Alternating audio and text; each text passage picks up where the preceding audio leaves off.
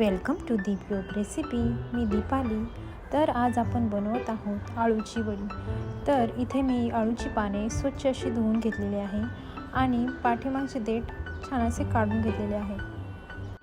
तर इथे मी वाटण देखील तयार करून घेतलेले आहे। त्यामध्ये मी लसूण, मिरची आणि कोथिंबीर मिक्सरला फिरवून घेतले आहे।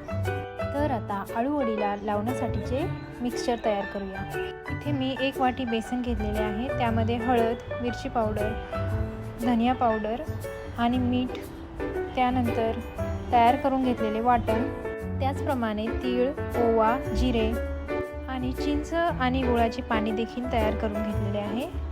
तेही यामध्ये टाकून घेत आहे। आता हे मिक्सचर तयार करून घेत आहे।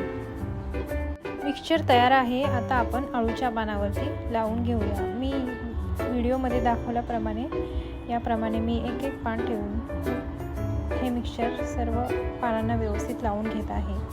आता आपण आळूवडी वाफवून घेऊया। तर इथे मी एक स्टीलचं पातेलं घेतलं आहे आणि एक जाळीमध्ये आळूवडी घेऊन वाफवून घेतलेली आहे।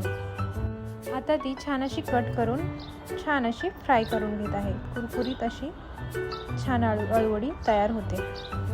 आळूवडी बनवून तयार आहे। तुम्ही देखील नक्की ट्राय करा आणि रेसिपी आवडल्यास दीप योग रेसिपीला सबस्क्राईब करा। Thank you so much.